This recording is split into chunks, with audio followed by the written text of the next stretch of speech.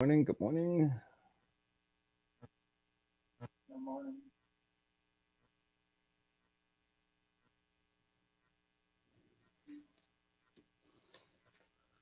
Hello, hello. Welcome everybody online in my Zooms.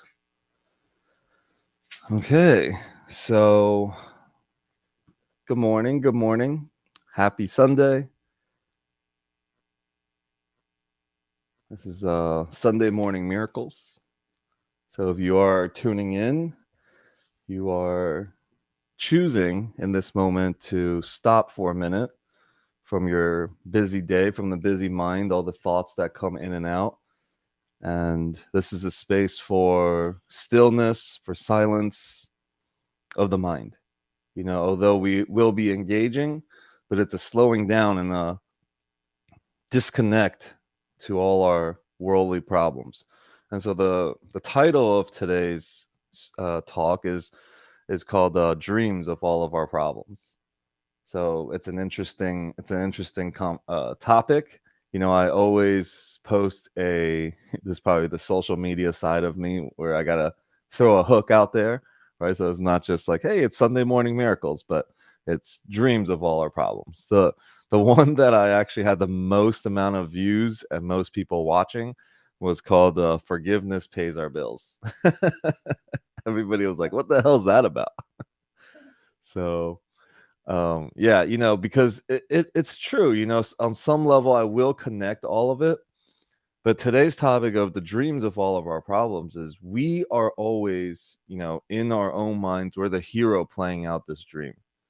And this morning I read a quote that I thought was very fitting, and it says that our success is not measured by our like accumulations of our worldly things, but it's in our depth of compassion and love for ourselves and for others. So when we are connected to that message and when we remember that message, we are clear. The channel's clear. Sometimes we'll watch a movie or we'll listen to something and we may not even hear the words that's being said, but the intentions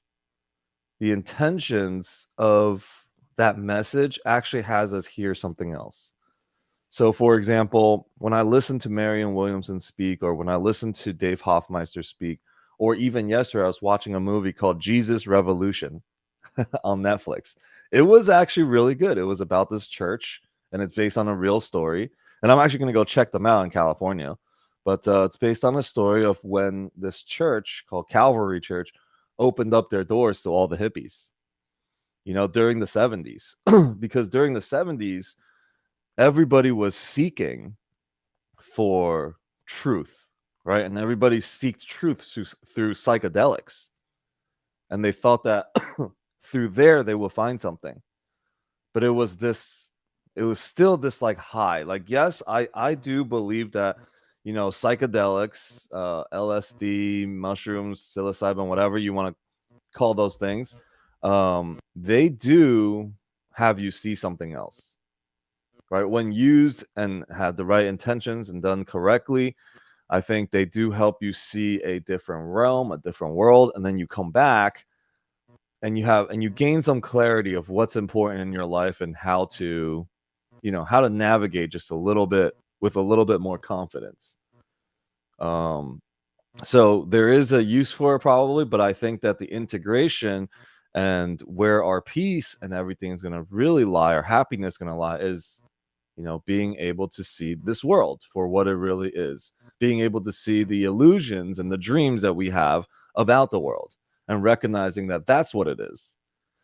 That these thoughts that come to our minds and the experiences that we have, it isn't um it isn't exactly the way it happened.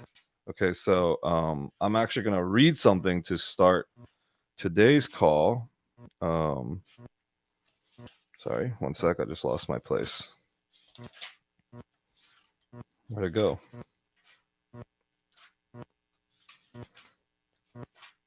In the morning, I try to read so many little things and highlights of stuff from a course throughout the week, but can't really remember all of everything that I read, because I'm like, oh wait, I want to do this. It's kind of like trusting our brains, you know.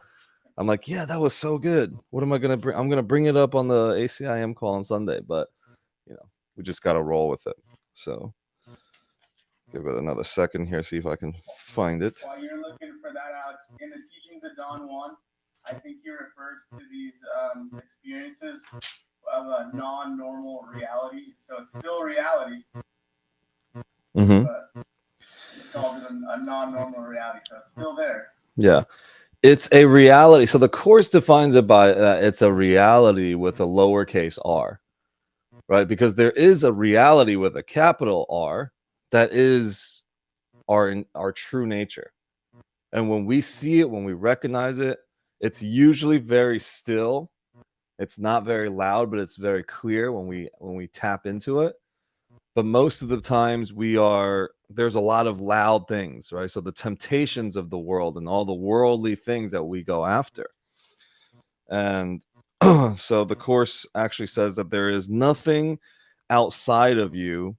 That is what you must ultimately learn for the realization that the kingdom of heaven is restored to you, right? So like in order to recognize the reality with a capital R, we have to really let go of all of our interpretations of this world, because we collect, right? We go through this process of collecting a bunch of things, working and doing all these things where we may not even, down the road we'll look back and we'll be like, well, was that worth the time that I put into it?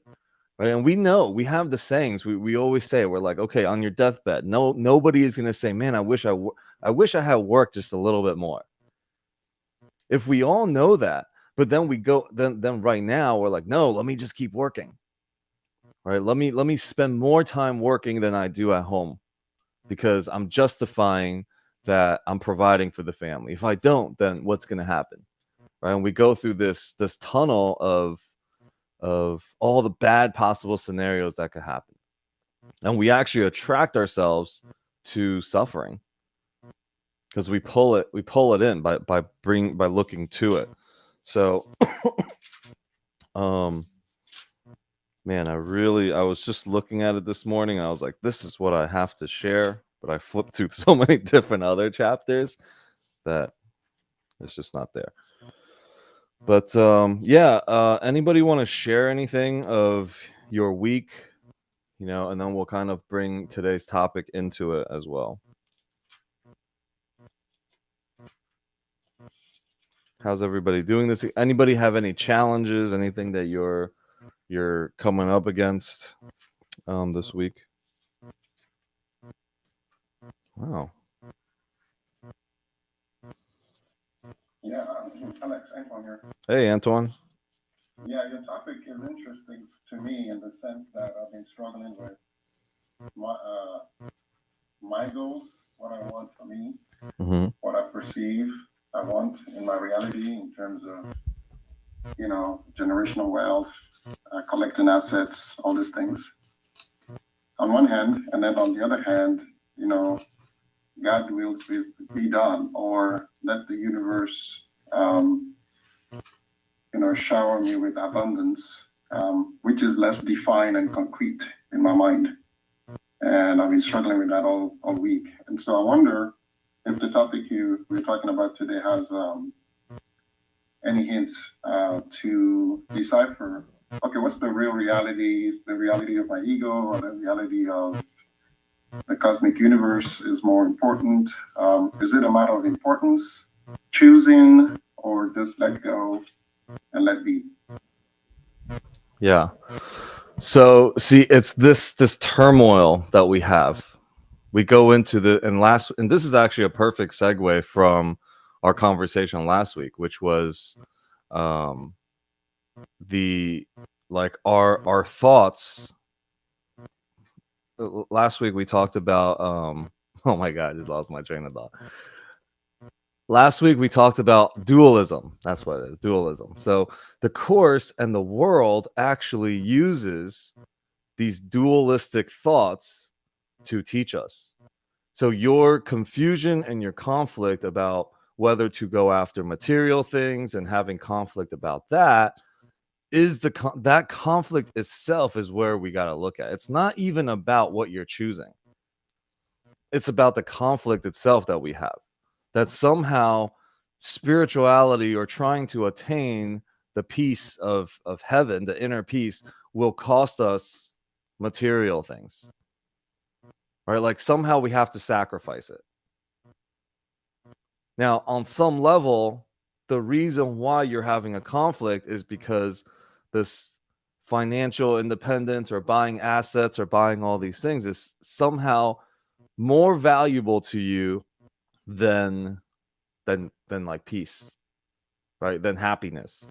Like we think that having those things will lead us to peace and happiness, but happiness and peace is called for now in this moment. Right? And how do we call for in this moment? And it's not a future thing. And that's the conflict. The conflict is that we are stuck in this dream. We are dreaming a dream that has a timeline, that has a past, present, and future. And because we don't want a certain something to play out in our life a certain way, we think, okay, I don't want my past or a story of, living without money or living not without a lot of things. I don't prefer that. So then that means in order for me to change a different future, I have to do the opposite. But what ends up happening is no matter what you do, as long as you give value and power over to that negative thought, it just grows and you actually trap your future into it. So that's why calling for it in the present moment, we're always trying to free the present moment. So the challenge for us is, man, I'm either in my past or in the future. Right. And we can't help it. We do this all the time. My wife and I, we talk about our kids and how we're going to raise our kids. And it ends up being like we drag a future into the present and we bring a lot of chaos and uncertainty into now. And then we try to drag another thing from the past. We're going to reinterpret our past also to justify this thought system that we have. But if we find the present moment, there is only the present moment. The Course says that it's always about finding the present moment and recognizing that the present moment extends into eternity forever. That the only reason for time is to teach us about that there is no time, that it's an eternity, an everlasting moment of just right now. So can we be, in the trainings, in the transformational training space, we talk about being a self-cleaning oven. Self-cleaning oven. Something happens, we clean it up, we forgive it, we let it go, and then we move on to the next moment. So the Course says that, and I guess this is the section because I keep flipping to this section this morning. So I guess this is actually the section that we're going to be talking about, which is the I need do nothing. It just happens to be something that's been brought up for the last couple of weeks, and we haven't read it in the text at least. So maybe we go into that today, and we recognize that we are really the dreamer of our dreams. Okay, that we aren't the things that are playing out in our life is not the way that we actually see it. It's a collection of thoughts, the way we interpret it, our perceptions about people, about the world, about money, about whatever. It's a bunch of perceptions that we've put together to create the reality, which is the lowercase reality. But then what is the capital reality? What's the reality with a capital R?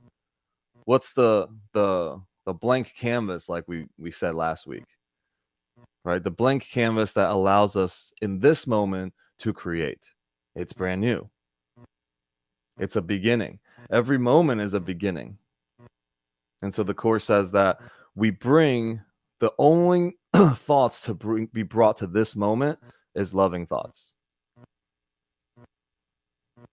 So that means we selectively choose loving thoughts to be brought forward because we want loving thoughts to occupy our mind.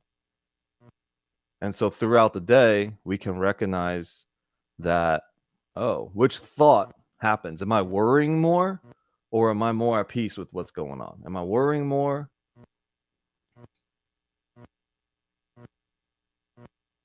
Yeah, there's a lot of different things. If it instills love, if it shows love for you, if you feel and you have an experience of love, call forth more of it. Okay, but see, the mind is tricky. The mind is tricky because it goes into comparisons now. When we find something that is good, we immediately go and compare it to something that is less good according to us. And then our mind splits off again. How long can you hold on to the idea of love for? Can you focus on one thing? And to be successful at something, I actually posted a story of the formula to success is really to have the drive. The Course says the drive comes from you being so tired of the suffering that you keep putting yourself through until you're so tired of it, you're not going to ask for help because you think you got all the answers and you think you need to have all the answers in order to find that safety. So our thoughts come to our mind about things. Do we bring those thoughts up, or are they just there? Are they like clouds and we just pick them up and we grab them and we choose them? Or do they just come? Do we really have control of it? When you dream, when you go to sleep at night, do you think you have control over your dreams? What you're dreaming about? So if that's the case, then you are simply a vessel for which thoughts move through. And we can also say that you are a vessel for which the teachings of God moves through. You don't have a choice in that. It's going to come. You are just a dreamer of the dream. You're only witnessing it. You can witness, but the Course says that our free will is not to be able to determine the curriculum, right? Or the teachings that's flowing through the collective. We can't do that. We can't determine that because that's going to come, right? The teachings is going to come through success, come through failures, come through anything. Anything we can possibly experience, the teachings of God can work through. And we will always be teachers no matter what. How do I use my imagination in the present? You can do anything you want to do as long as you are not attached to them like they are the truth. That way you have fun with it. See, the Course reminds us that the tiny mad idea in our suffering comes when the Son of God forgot to laugh. That means we took something too seriously. We took the tiny mad idea of separation too seriously. Because we can play with money, we can buy things and make money and all that, but as long as we laugh through it. Can you remember to laugh? Alex, let me expand on that question, right? Yeah. So, imagination, a very powerful superpower to have. The saying goes, everything that man creates, somebody has to imagine it first. So for my own future, I have to allow myself to imagine it first before it happens. And I did hear you talk about not being stuck in the past or in the future. And you sort of kind of give ourselves the gift of the present and, do everything in the present with the right emotions, love and peace. And so I was kind of trying to put it all together in terms of, okay, if I'm sitting still right here and I want to imagine a better future, or maybe not, how do I project, right, the right way? I guess is what I'm trying to ask, while being conscious of taking advantage of every little ounce of the present moment. Well, I'll tell you that the thinking of it will take you out of the present moment. Like trying to think and make sense of the present moment will take you out of the present moment. So the practice isn't about thinking it through. The practice is about experiencing and allowing it to just teach you. Right? One of the mottos I have for myself is that um, this moment will teach you everything about this moment. This moment will teach you everything you need to know about this moment. You don't need to call on the past. You don't need to call upon anything else. That in this moment, you have the power to choose loving thoughts.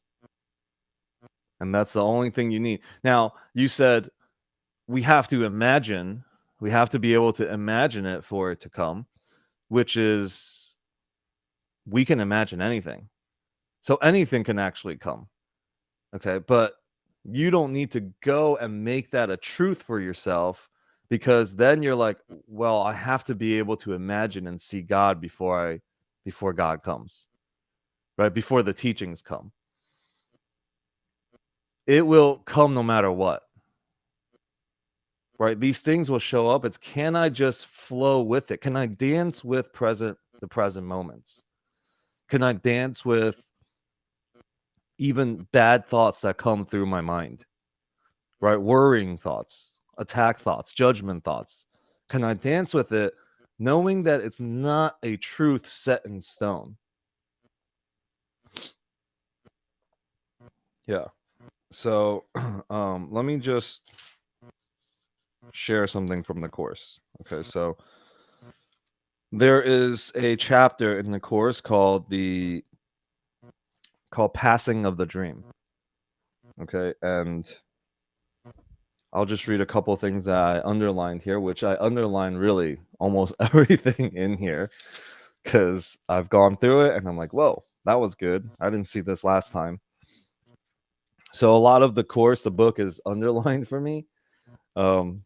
When everything is underlined, it's hard to find what I wanted to read. That's why I was like, oh, crap. But there is a section in that chapter called The Happy Dream. Okay, and the happy dream, I'll just read a little bit and let's see if we can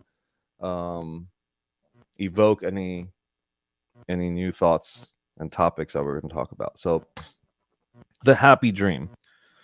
Prepare you now for the undoing of what never was. If you already understood the difference between truth and illusion, the atonement will have no meaning. That means you would not need to forgive or remember.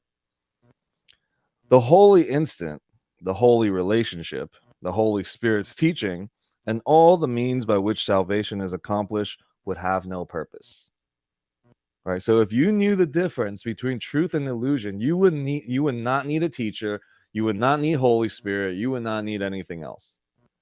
But the problem is that as long as we live here inside a body, that is going to come up. The confusion is going to come up. So can we come to peace with the fact that that is going to keep happening? That's the first step, right? To recognize that I'm not going to find an ultimate answer here. There is no ultimate answer that I'm going to find. It's just about every moment is going to teach me and it's going to help me remember. How long can I keep the remembering for? Right? It will really require consistency. This is not a let me read it once and I got it forever. And that's another thing that the ego is like, yeah, you read it once, you got it. It's not. It just keeps going deeper and deeper and deeper for us. It's an unfolding always. For they are all but aspects of the plan to change your dreams of fear to happy dreams, from which you awaken easily to knowledge. So it's defining that when you're in the happy dream, knowledge comes to you easily. You don't fight it. So, for example, Antoine, like some of the conflicts you're having is because you know there's something else and you're trying to grasp it and you're trying to make sense of it. But once you've awakened to the happy dream, all this knowledge comes to you very easily. All right, so you put yourself not in charge of this. This is a hard thing for the ego to hear. You are not in charge of it. You have to come to terms with the fact that you are not in charge of the thoughts that come to you. You're not in charge of all this, the dream itself. You're merely a witnesser of the dream. Every time that you want to take control and figure it out and find the answer, you're trying to take the steering wheel. You're trying to drive the car when you don't know where you're going. You're just like, I don't know. I don't know how to drive the car. I don't know where we're going, but let me in the driver's seat because I need to control it. Right? So from that space, like, the course is teaching us trust and faith in this divine orchestration of our reality, right? Okay. Can I sit in the passenger seat and come to peace with it? This is what the course is asking.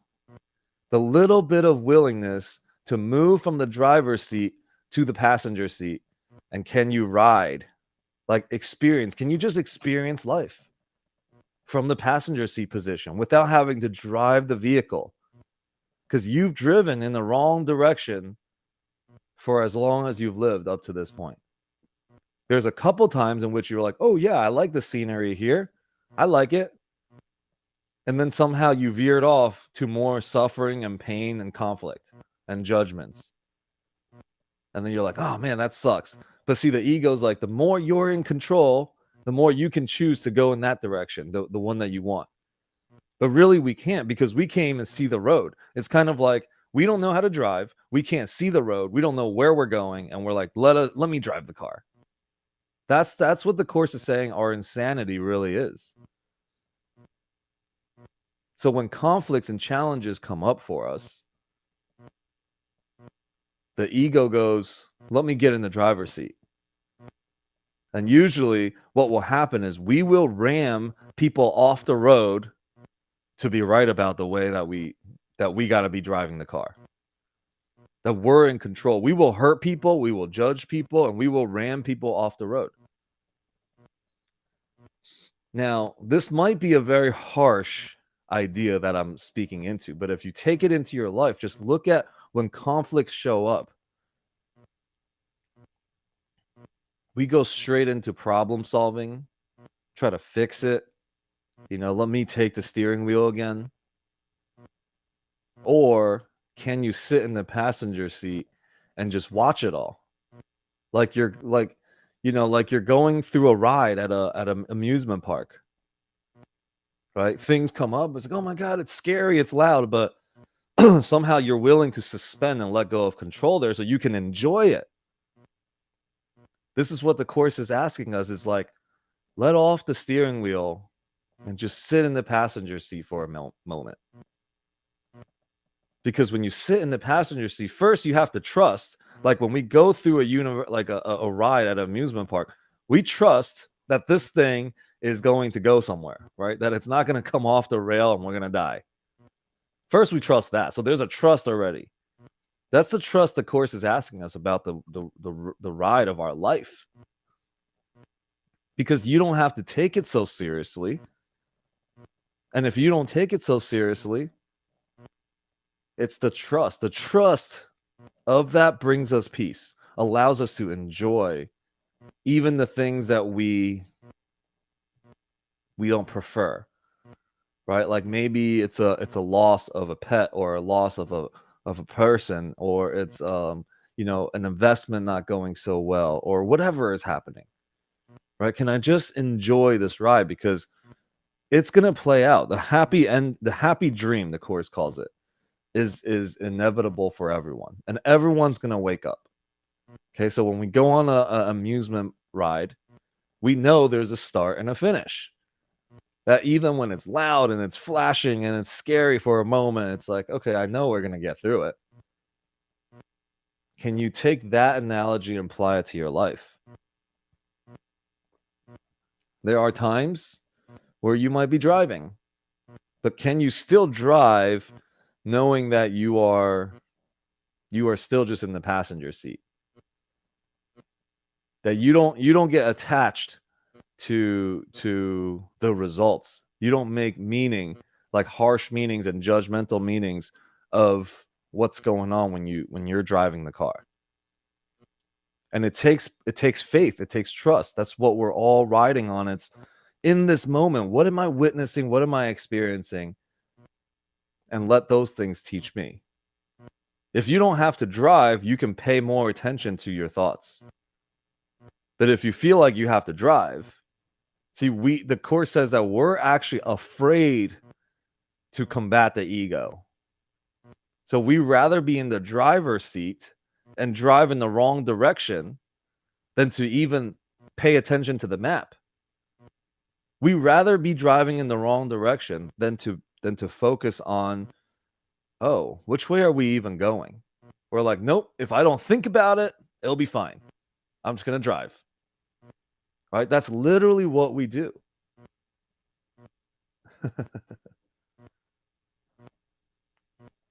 So it's a reminder, like we get to choose every moment. A woman will ask for directions. Yeah, you may ask for some directions, but you're still going to want to drive. All right? That's the thing. You're still going to want to drive. You're like, yep, I don't want to give up control. So when we get into altercations, when we lose our peace, first thing we ask ourselves is, would I rather have control or would I rather have peace? And more often than not, we choose control. And we choose to be right about something. We choose to look good. Like, oh my God, what are people going to think? I'd rather look good, like I know what I'm doing, than to say that I don't know what I'm doing. Right? It brings more calm and it creates a space of healing when you're like, yeah, I don't know. I don't really know. Maybe it is. Than to answer something with such conviction behind it. Like, this is the truth. When the discovery of the truth is a better journey for us really to play. For peace sakes. So the Course says that, continuing reading that, you put yourself not in charge of the waking up, for you can't distinguish the difference between advance and retreat. Some of your greatest advances you have judged as failures, and some of your deepest retreats you have evaluated as success. All of us have this. There were moments in our lives when we were really, really down, probably. We were suffering, and we thought that was, the Course says, the biggest retreat to us. But really, they were the greatest advances that you've had. You grew the most. You learned the most. You are shaped by that experience today. Right? And how can we use it? There's a great saying that suffering ceases to become suffering when suffering finds a meaning. Now, the meaning and the purpose is how it's going to bring you and keep you in the happy dream. All right, so I'll take a second here just to pause so we can get some shares.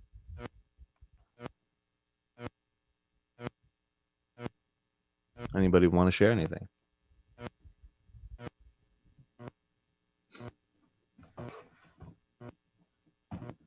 While I write down that new analogy of the amusement park ride. Just a question of like a tool or something to focus on, especially in like The Power of Now by Eckhart Tolle. And when we're practicing being present, for me, it's so elusive. I'm so, it's like, what are some good skills or some tips, or am I even going about it the right way to try to be present more, to focus on the present, to bring myself back to the present throughout the day? Yeah. There are quick meditation practices, in which you can literally just focus on the breath in and out. Right? That stops. If you focus only on that, you'll realize you're not thinking about anything else. How long can you hold that for? All right, this is the practice of like meditation and stillness and silence. So a lot of people practice that. Now you can do it literally washing the dishes. Like feel the water, feel the dish. Like really, if you just heighten your senses and focus on the touch, focus on the smell, focus on the senses, it will bring you to the present moment.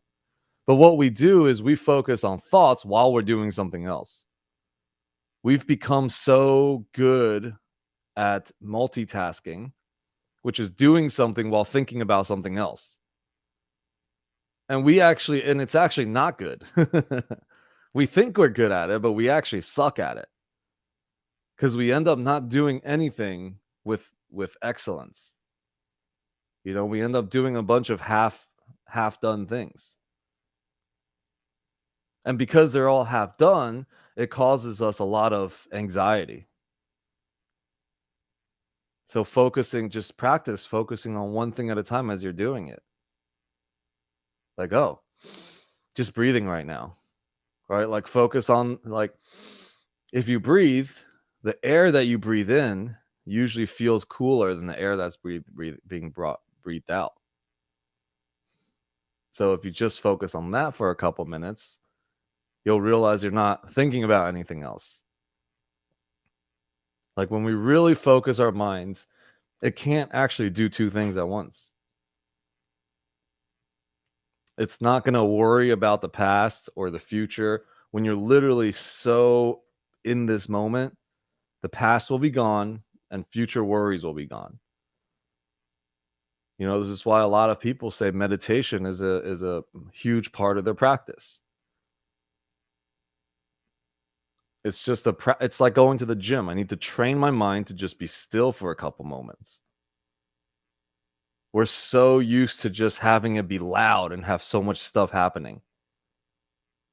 And the Course says that's what the ego wants. The ego wants you to be constantly like distracted with just a good, perfect level of suffering so that you don't go and ask for anything else.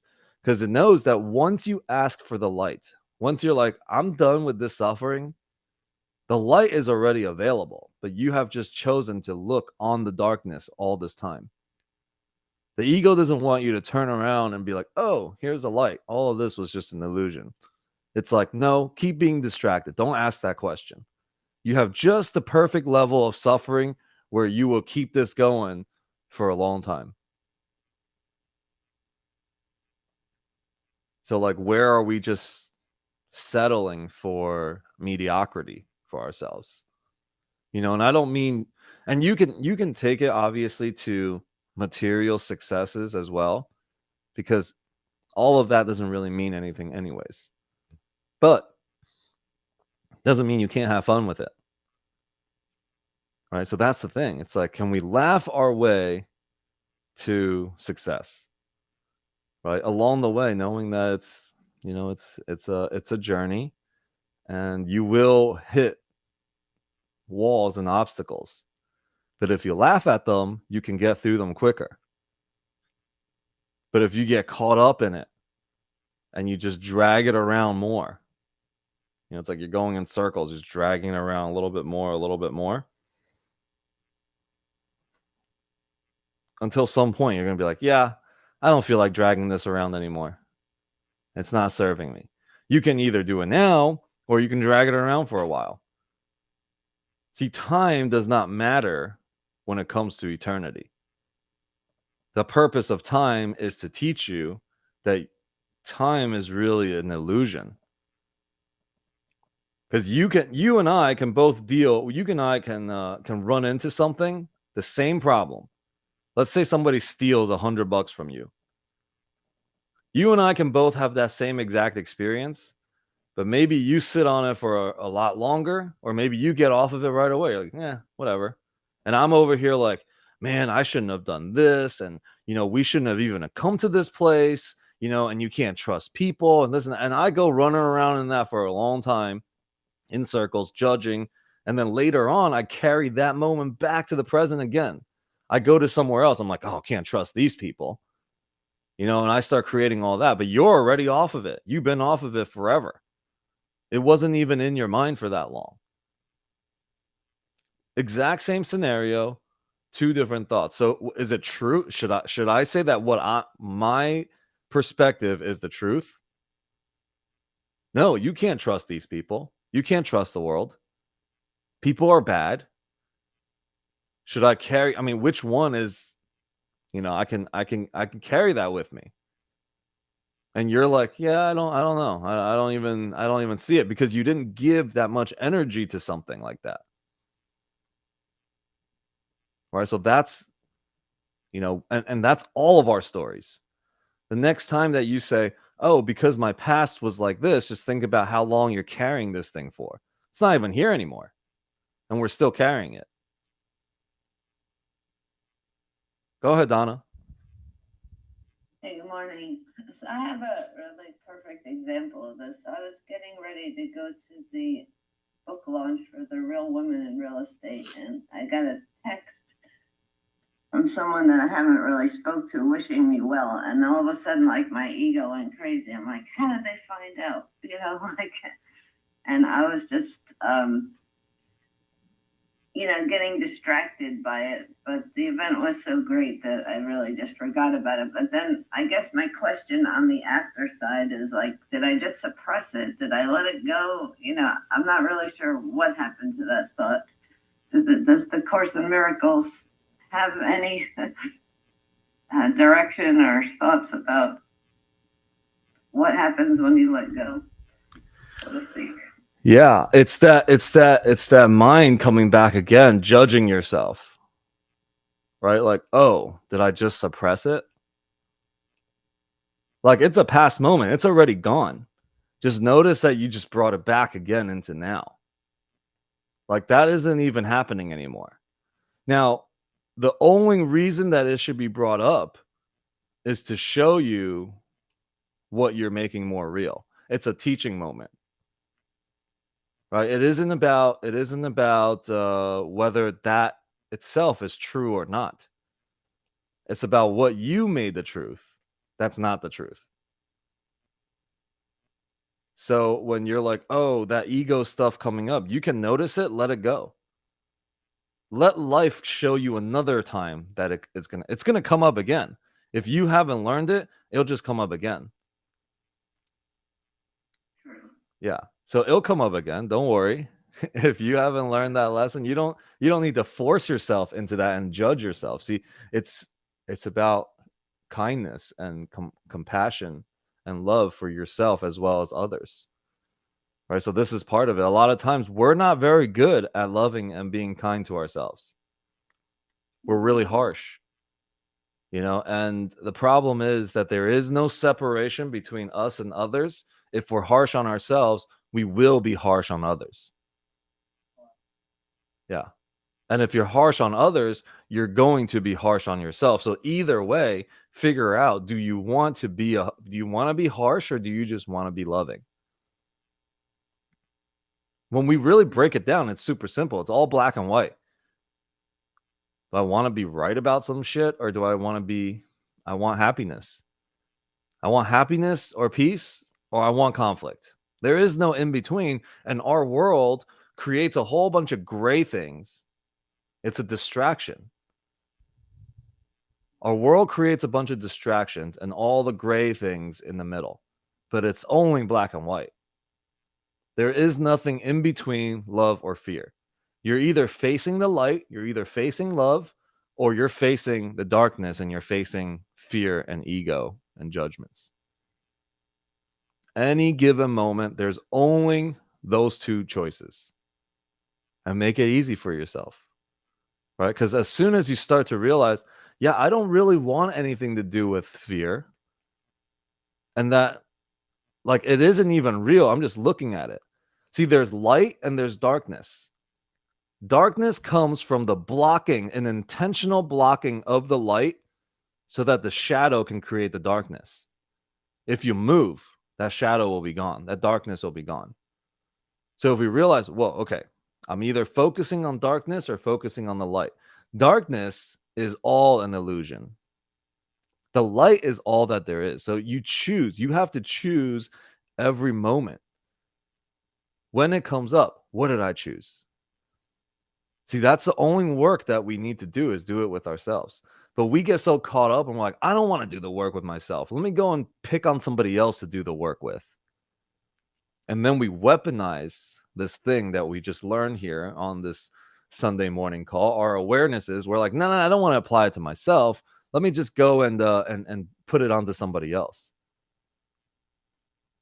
The Course says that we experience tremendous guilt and shame. You know, all of us has probably something around it. And because the world says, if I give you something, I have less of it and you have more of it. It's what we do with our guilt and shame. Let me project it onto others. Let me call somebody else's stuff out, right? Notice when that actually happens. You know, I call somebody else out. It's really just a projection of my own insecurities. And then from that space, you cannot judge others because you're like, oh, right, they're doing exactly what I'm doing. And then you don't have to take offense because it's not about you. It's about a projection.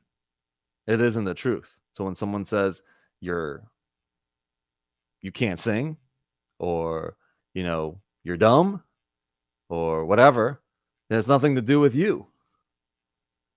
We take it though. We take it and we add it to our shame bag, our guilt bag. But if we realize and we recognize what we're doing is we're collecting it so that we can now dump it on somebody else, like, let me stop that process. Right? Let me stop that, because it's just what I'm going to do if I take it. So I can cut it in any given in any moment. Go ahead, Jess. Yeah, I just wanted what you were talking about reminded me of this week I was reading on one of the many books that I'm reading right now, and it said that we think that we have a lot of choices, that sometimes we don't know what to do because there's just so many choices.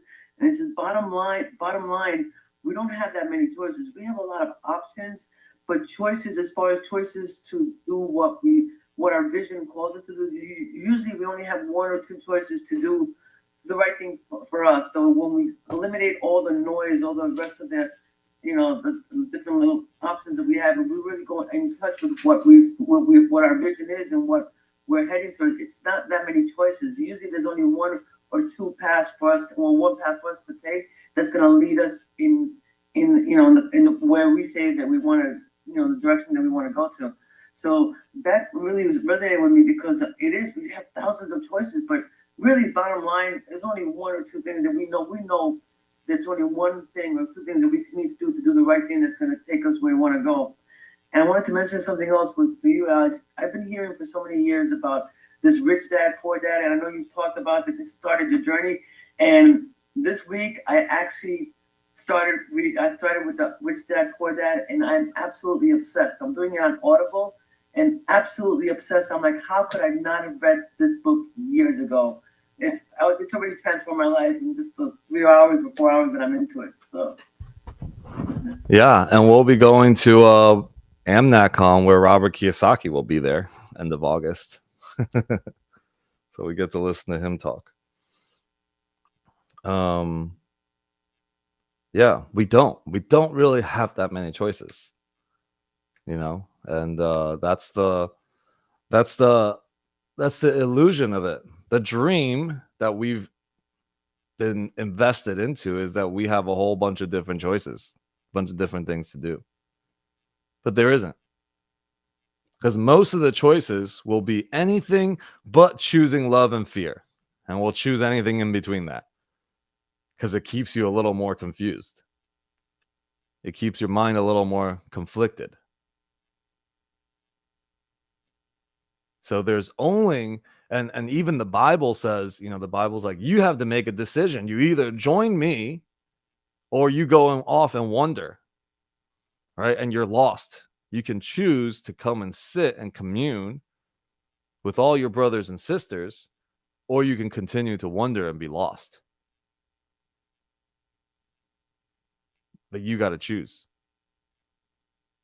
You know, like, have I decided?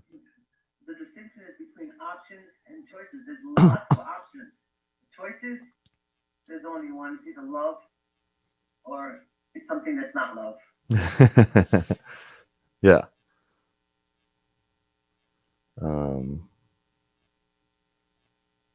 Alex, about letting go. There's a great little quick story. Two guys walking in the forest, and they come upon a beautiful lady next to a river, and one guy says, "Oh my gosh, she's so beautiful. We got to go around. I can't meet her. She's just too beautiful." And the other guy goes, "No, it's okay. We'll go through the river next to the beautiful girl." The beautiful girl goes, "Hey, can I get help?" And the second guy says, "Yeah, climb on my back. I'll help you through the river." And the other guy's just like freaking out. He can't believe what's going on. They get to the other side of the river after the guy helps her, and the first guy is still like, "I can't believe," hours later, "I can't believe you helped that girl. I can't believe you carried her all the way through the river. I just can't believe it." And for hours he's saying this, and the second guy turns to him and says, "You're still carrying that girl." And I think that's a perfect story about letting go and keeping stuff with you. Yeah. You mentioned earlier. Yeah, exactly. That's exactly it. I mean, we carry on these things forever, and we actually use it as justification of why we attack. You know, why we get into these dramas. You know, we blame this thing in the past. Like, man, I can't believe that happened. I can't believe I was treated this way. I can't believe I was neglected. I can't believe, somebody didn't or hurt me this way or that way. It's like, all right, I mean, you're going to have to make a decision at some point that you're either going to keep carrying this or you're going to let it go. Because by carrying it, you will just create you're going to play it out the same way. Right? We either focus on something that we're afraid to have happen, okay, or we focus on trust and love. But since we always want to focus on, like, I don't want this to happen, so I'm going to do this, all we do is call that back to us. And we're like, why the hell did that happen again? And what's going to happen is we will find some things around us to blame. Oh, it's you. You didn't do this. Right? We will find something to blame, and we reinforce that story again. Now we got a second story for it. Now, the Course says that each time those things happen, it's a learning opportunity. It's a teaching moment. Every time we ignore a teaching moment, the stakes become bigger until you really learn it. Because you want to learn it. Okay, that's what you want to learn. But you're not recognizing that the lessons and the teaching moments are in front of you. And so we have to step way back to recognize that we are the dreamer of the dreams, that these things happening, I am a witnesser to it. It's not happening to me. And this gets a little bit deeper because now we're talking about the separation of you and your body. You are not your body. All right? You're not your body. And if you're not your body, then any pain and anything that was inflicted upon you is not really happening. Now, this is I know the ego is gonna be like, what are you talking about? But we're gonna go there. Okay, because it's not about that it happened. It's about what you're doing with it now. And that's what's important. Josiah, welcome. Welcome, brother. Anybody else want to share anything on that? I'm trying to write down the example of the driving and the Universal amusement park ride.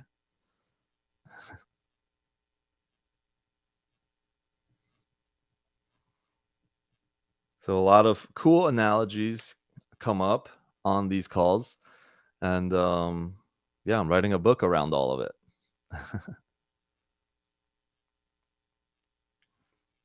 All right. Anybody want to share anything? Anything coming up for anyone? What are you guys thinking? Do we need Marianne to come and join us?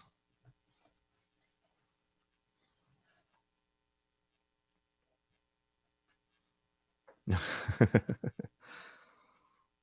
always awesome. Yeah, we always welcome Marianne. All right, so flipping through this.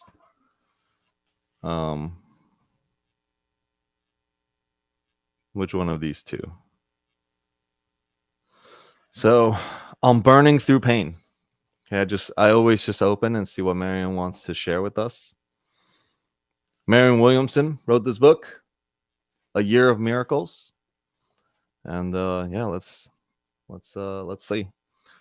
So she says, for reflections on burning through pain, chaos often fosters the greatest creativity. Oh, didn't we just literally read this last week? That's crazy. Maybe we got to read it again, I guess. Breakdowns often precede the greatest breakthroughs. And when the pain is greatest is often when we're on the brink of the greatest realization. The ego would prefer that we not look directly into the darkness.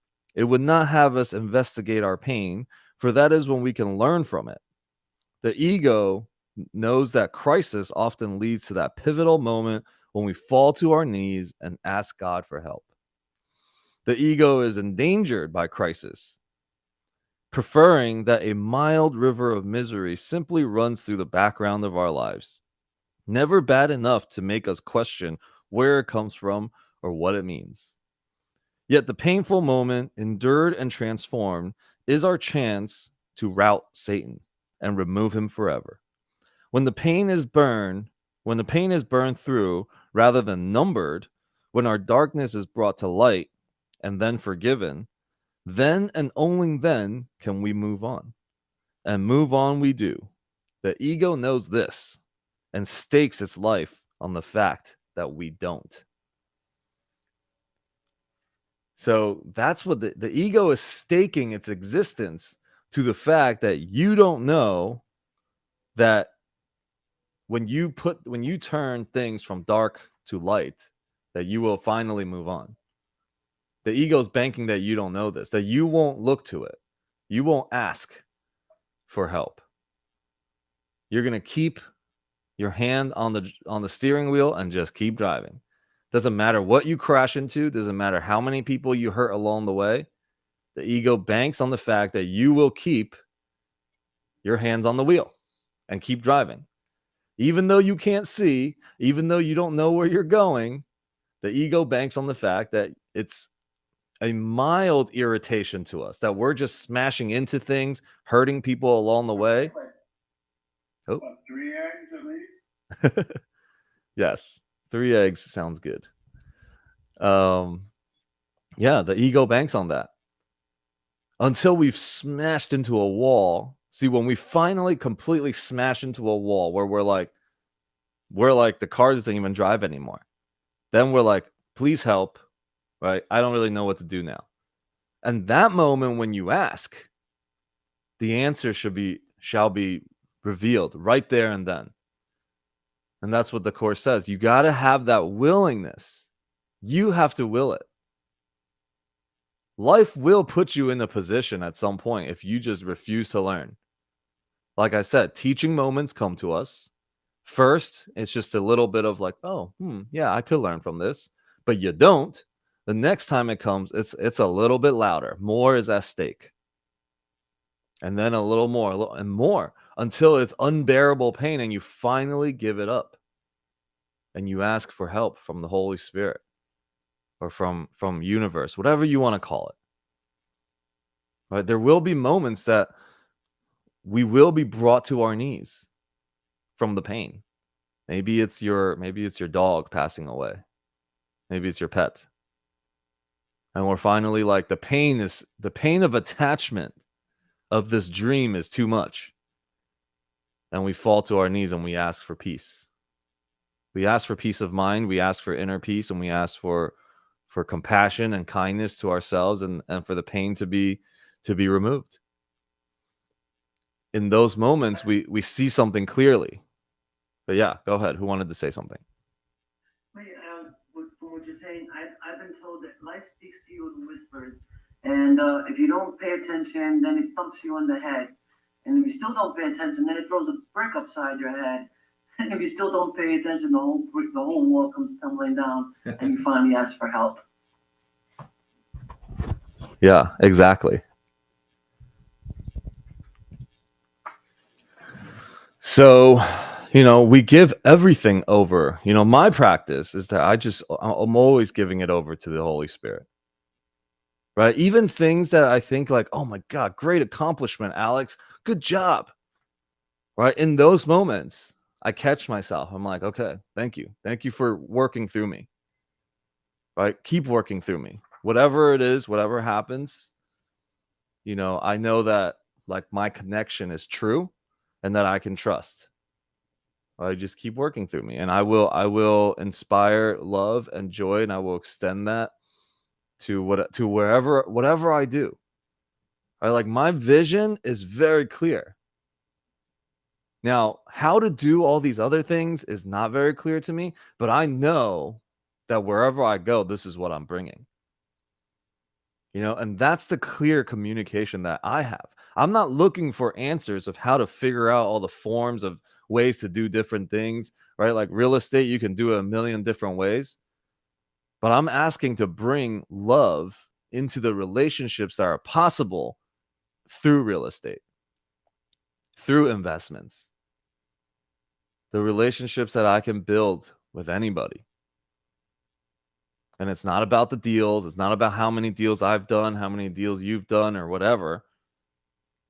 It's really about what's possible in this relationship. How deeply can I access trust? So that's my practice, and oftentimes like things that go, you have to be able to give all of it up. See, what we want to do is we want to take all the good things. Somebody pats us on the back. Let me hold on to that. But anything bad, okay, let me practice letting go of that. You got to let go of all of it.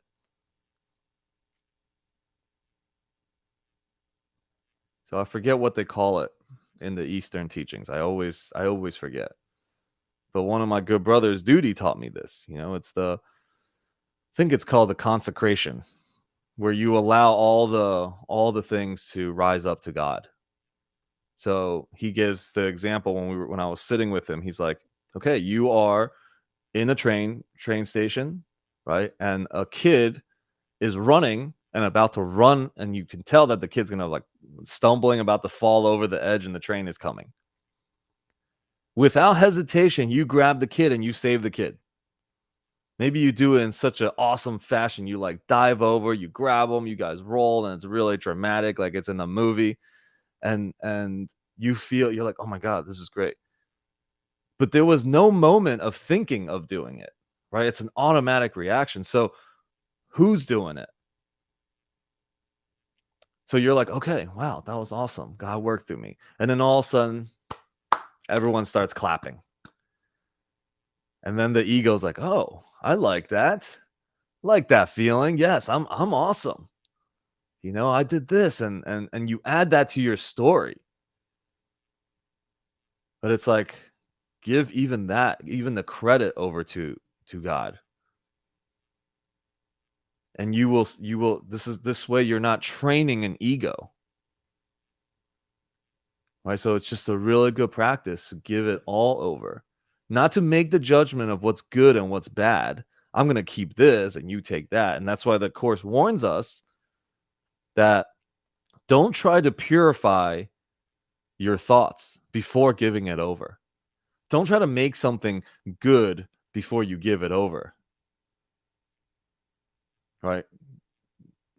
Give it all over. And so there's moments, especially when my wife and I get into like some argument about something so stupid, right? I'm just like, oh yeah, here you go, take it. And then I can be a self-cleaning oven. And it's about the rebound time, because at some point, right, it might take you 3 days, a week, 2 weeks to get over something that somebody said. You know, if my wife says something to me, I can hold on to it for 2 weeks. But you want to shorten, it's okay. And if you do, okay, let me shorten it. This time it's going to be a week and a half. This time it's going to be a week. And then can you instantly shift off of it? That's going to be our practice.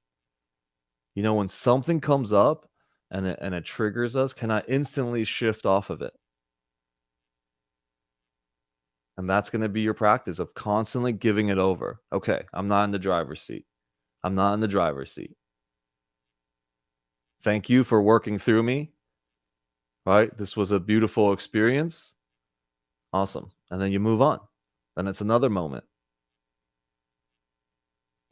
And as we practice that, the channel of giving it over helps us clear that the tube, the channel to our source. And that's what we talk about a lot on this call is I don't need the answers. I need the channel to be clear. I just want clarity.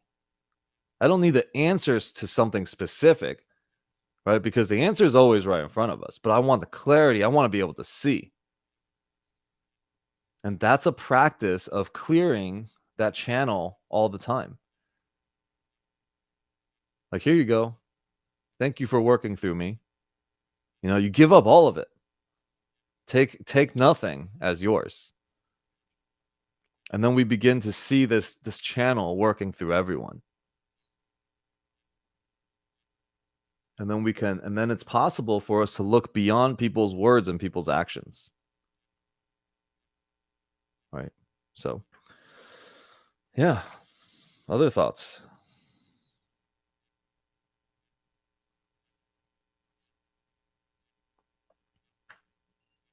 Alex, what came up for me was whenever you said instead of giving it over and like we take the wheel, I was like, when I do that, I feel like I'm in that amusement park in the bumper cars with blindfolds on, trying, like pretending I know where I'm going, and it's like the bumper cars, and it's like that's not where I find myself, and then I find other people that are doing the same, and it's like, so that just came through, and I thought I would share. So I'm giving that over. I'm no longer in the bumper cars, trying to figure out where to go, thinking I know where I'm going with my blindfolds on. Yeah, and the funny thing about those bumper cars, it's like, all right, if I step on the gas right here, I'm supposed to go in this direction, but sometimes it just like move us in another direction. I'm like, I don't even know how to drive. Not only do I have a blindfold on, but I don't even know how to drive this thing. All right, yeah, that's pretty funny. I added that to the little analogy part of this thing. So far on my sheet, I can't find the other analogies I put somewhere in my remarkable notebook. Right now, I just got the Slinky toy, the Sword, the Shield, and the Universal Ride. We'll get there. All right, so Annika, hey, welcome. Hi, Alex. I've been sitting here on the call, like, trying to figure out what I want to say to you, because I have a lot going on in my life right now that I'm trying to figure out. And you had mentioned, like, well, I like the analogy of, like, letting go and letting the bumper cars hit you and, like, all that. And I'm like, where do I draw the line between, like, taking action and, like, letting go and letting God? And then I also have another question pertaining to, like, relationships and just the effect of, I guess, the effect people have on me. I just got out of, like, a 2-year relationship, like, for good. Like, we're like on the no contact side of things, and for a long time, like, I just felt like this, like, inner turmoil. Like, I don't feel like myself, and I've wanted to blame this person for the way I feel, like, that I don't feel right, that I don't feel myself. And I'm just wondering, like, I had a friend ask me, what stories am I making up about this? Here we go with the trainings. What stories am I making up? And I'm like, well, I don't know how to answer that because I'm just experiencing my experience right now, and I'm just feeling this way. And I finally, took a step for myself and said, hey, like, I have to end this. I'm not feeling right. Like, I don't feel at peace. But then I'm also like, well, am I causing this? Am I causing this, or is this other person causing this? I hope I'm making sense because I don't really know how to explain this to you either. No, I understand it completely. Yeah, go ahead. Yeah, I'm just in this way that now I'm like trying to recover and get myself back, and I'm feeling like I don't even know the first steps for myself. Like I'm feeling like this cloudiness. I feel like I don't know what the fuck I'm doing. I'm trying to move out to Hawaii, and I'm like, oh my god, what am I doing? Like, and Yeah. I'm bumper carring like all over the place, and I don't know what I'm doing. And I'm like, okay, like do I just sit here and sit back and like God direct me, or like where do I draw the line of action? Yeah. So, I first of all, thank you for bringing this realness to and this, this vulnerability to this call at this time. The courage to do that in the first place is a lot. And yeah, there's a lot of stuff that people use in the trainings, but sometimes it's like it's not the right time for it. So yes, we're always making up stories. Okay, cool. But the course says that all of our suffering comes from the thought of separation. Okay, so the thought of separation is this: whose fault is it? Right? We, instead of trying to figure out the solution, is how do I return back to peace and love? I go into who's the bad guy, right? Who's wrong here? Whose fault is it? And then let me start to focus on a boundary that I got to start building, around what's around my heart actually is what's happening, and in these moments when we're going through like what we would call deep like lessons, right, of just like losing something or a big part of ourselves or our life or a piece of our hearts or something that we've given to somebody else. It's the feelings itself. There's a lot of teaching moments in there. So really you need, this is perfect because we're reading the need do nothing, or like this is the conflict that the course has, is we focus on the do nothing. All right, on that phrase, I need do nothing, we immediately go to the doing of something or the not doing of something. See, the focus is the being part as the need. The need to do something is not there. We don't need it. We don't need to do anything. But because we focus on this bad and wrong and shaming of if I should do something or I don't do something, am I just going to let this happen to myself again?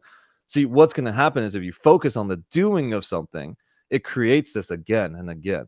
And the relationship's like, oh my God, I'm in a relationship with a different person, but the same thing's happening. I'm at a new job and the same boss, right? It's like, why do we create the same thing over and over? There is a curriculum that each of us gets to heal from. There is a part of the garden that is assigned specifically to you. And you will have this type of healing that you need. Okay. And that is going to come from you giving it up. Like, I don't know why I was in this relationship. I don't know what the teaching is. Right. But there will be a moment of clarity. It's going to come. Whether it comes now or it comes tomorrow or a year from now, it's called the holy instant. There is that one moment where you decide you no longer have to carry this shame and blame. Okay, because it's not anyone's fault. Everyone's being the best that they can, and God is working through you both to teach you both what you're supposed to learn. And the focus gets to be on, what is it that I'm supposed to learn here? What's the attachment to something? right? And it's not about an attachment to a person. It's about an attachment to an idea. Our idea of love in this world is not really the way that love really exists. Our idea of love, the Course says, is more like specialness, right? I'm making this person special because they fill this role and they're supposed to fill this role, this role, this role for me. Because when we do that, what we're actually implying is that I am missing all of these things in the first place. That's why I need somebody else to fill those roles. So the lesson here is really in how am I already whole? Right? Where did I think that somebody else needed to fill a gap? And because they let down what I imagined to be the gap that they needed to fill, they couldn't fill it because they have nothing to do with me. Like my wholeness and my insecurities, nobody can fill that hole but myself. So the learning now is this is the healing process is when I start taking accountability for how I made the relationship special, right? Not love, because love would be you love a baby. You need nothing in return from the baby.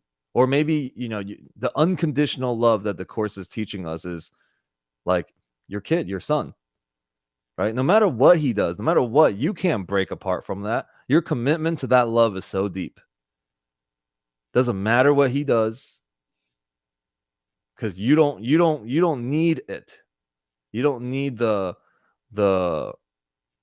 acknowledgement from it. Because you're whole without it. You're giving this love. Your expression of love fills you up with more love. But usually what happens in a partnership relationship is I need this person to fill this part. They need to play this role. And we give more and more responsibilities. Here's my heart. Don't drop it. Okay. You're the reason that I'm happy. You're the reason why I'm sad. You're the reason this blah, blah. And we just keep adding it on until they're just like, yeah, I'm going to fall and I'm going to let you down. So it's our own projection of love, and so here in this moment, instead of trying to figure out what you need to be doing, where you got to move to and this and that, just be with the feelings and then constantly practice, because you're in a space that you're very connected to your emotions right now, which is beautiful. In those times, we learn the most. So don't run away from the feelings. You can go through it knowing that, you are not walking this earth alone. And that's the first thing. The first thing is to recognize that you aren't walking alone. And when like earlier, when your suffering, your pain finds a purpose or a meaning for you, it will no longer be suffering or pain anymore. It will transmute to some version of love that's going to inspire. So know that that's coming. And what you're going through is you're simply going through the ride of life right now. And you don't have to go and do anything right now. You can just be in the moment. You can connect with people. There are many people that are out that will support you, and you have beautiful relationships that you can build from where you are right now. You are very connected to your heart. So rather than figuring out ways to build up a wall around it, use it to connect with more people and create authentic relationships now. With your son, with your friends, with God. So, yeah, I don't know if that's supported. It felt like it supported me. So, Yeah, there's just a lot of judgment I'm giving myself because, like, even though I'm not, like, it's not even just the relationship that's like weighing on me. Like, I'm trying to. My son's about to start high school, and he's gonna be late. It's looking like he's going to be like a month late for school now, and I'm having all these judgments about myself, like, oh my God, like, what am I doing? I messed up so much of getting him on his like track, and there's just a lot of judgment happening, and it doesn't help that I have my family being like, what are you doing? Why are you trying to go back to Hawaii? Like, why are you leaving? Like, move to Washington, and I just I don't know what I'm doing, Yeah. taking it a day at a time, trying So to find like new career path. yeah. So prayer is a good medium for miracles. So in this moment we can call upon God to give you the strength and the clarity to use all of this as teaching moments for you to gain more confidence and gain more uh, presence to love, and to trust that all of this is happening for you. It's happening for the good for you, that you need not worry about it, and that God can give you the strength and the clarity in your mind to not see it as problems and worries, that your son being a month late to high school is for the greatest good of all, right? That you need not worry about it. And just keep asking for the release that Oh my god, my life is never like never boring. yeah, that's one way to look at it. It's like the Annika show. You got your ticket. That's fun. Entertaining always. Yes, and that's it. Don't forget to laugh along the way. This is when the course says that our suffering comes because the son of God or the child of God forgot to laugh. And this is part of your journey. Like, laugh through it. Know that, wow, here it comes again. But you're going to be taken care of, and the greatest good is working through you, through your son, through your partner, the ex-partner that you were with. Like, all of that is working. It's working through everyone. So you get to just be with your feelings and also take a step back from it, that those things that are happening don't make anything about you. Right? You're not bad because your son is starting a month late. You're not bad because you didn't make a relationship work. Like, none of it is bad, right? But it's happening for the greater good. So I'll take a second here and let Donna has her hand up, and somebody else may look like they want to contribute to this conversation. So I'll give you guys the opportunity to share with each other here too. Yeah. So I was really just going to say, when you were talking about being thankful for the good and the bad, in the Jewish religion, there's a concept called tzedakah, which is like religious charity, if you will. And so that's been one of my practices. Just wanted to share that, whenever something really good happens, I just put money in a box that ultimately gets donated. So it's helpful to like thank God in a way for just delivering. So I thought I could share that with other people, maybe when they're feeling something good, they can. Yeah. They need a way to acknowledge it to find something to donate to. Awesome. Thank you. Yeah, anybody else want to share anything? And Annika, you can, anytime that you need support and you want to have someone to talk to, you have my number, so you can just reach out and we can talk to, pray together and chat about it if you want. Thank you so much. I appreciate that. Yeah. So I'll just let Marianne chime in for a second. And so this is day 283. It's perfect for our conversation here. I surrender to a power greater than my own. In surrendering to God, I surrender to something bigger than myself, to a universe that knows what it's doing. When I stop trying to control events, they all fall into natural order, an order that works. I'm at rest while a power much greater than my own takes over, and it does a much better job than I could have done. I can learn to trust that power that holds galaxies together, can handle the circumstances of my relatively little life. I choose to remember in any moment that a surrender life is a more successful life because it is under the control of a power much greater than my own. Dear God, I surrender to you all that I am and all I have. Every thought, every feeling, every yearning, I surrender to you. I take my hands off the steering wheel. Dear God, please drive. Amen. Now that is ridiculous, first of all, that is what I just read right now for the conversation we've had all morning. Right? And it's just, again, it's an opening of the book. I didn't like choose it. I don't really know. Like sometimes we'll read the same thing twice, but wow. She literally said, I take my hands off the steering wheel. Dear God, please drive.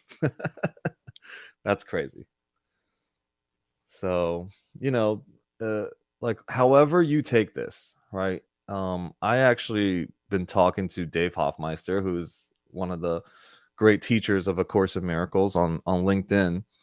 And I shared with him that every time I listen to his YouTube A Course in Miracle talks, I don't even know if I'm listening to what he's saying, like what he's reading. Other thoughts come to my mind, like people come to my mind, and I'm like, yeah, I got to reach out to this person, or I got to do this something here, right? It's not like I need to do anything, but there was a calling that came to my mind, a thought, right? You guys have the thought to join this call today.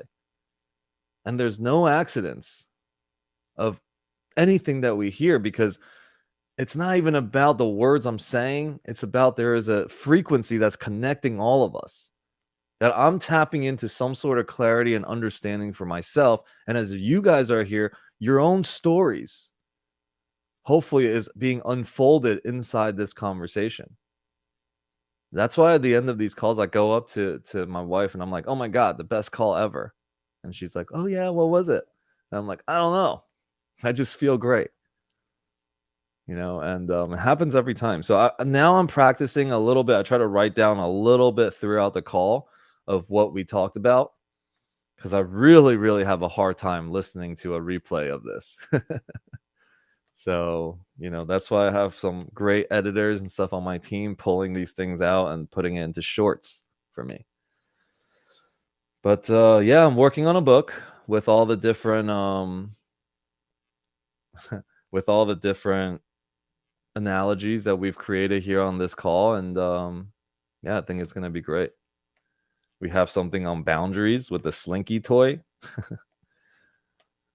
So yeah, just I can't wait to work on it and to put all this together. So I will let the rest of the year be just whatever downloads from these calls. I'm going to just write down one thing or two things here every call, and then we'll put it into a book at some point.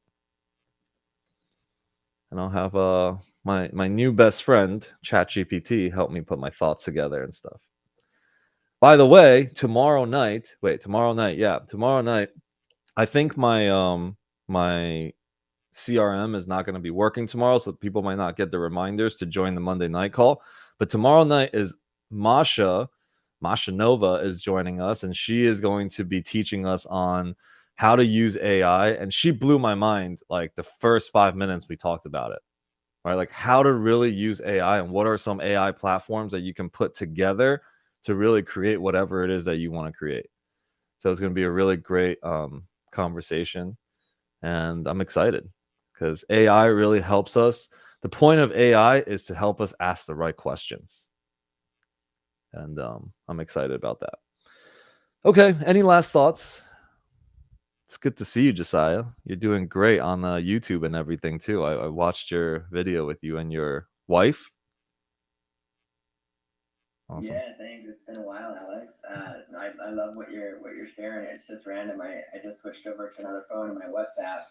I had this conversation archived for the last year, and it popped up randomly, and I was like, you know what? I'm gonna jump on, and it was the perfect conversation with just surrendering and trusting, my intuition, or as you would say, God, through this process. Yeah. Thank you.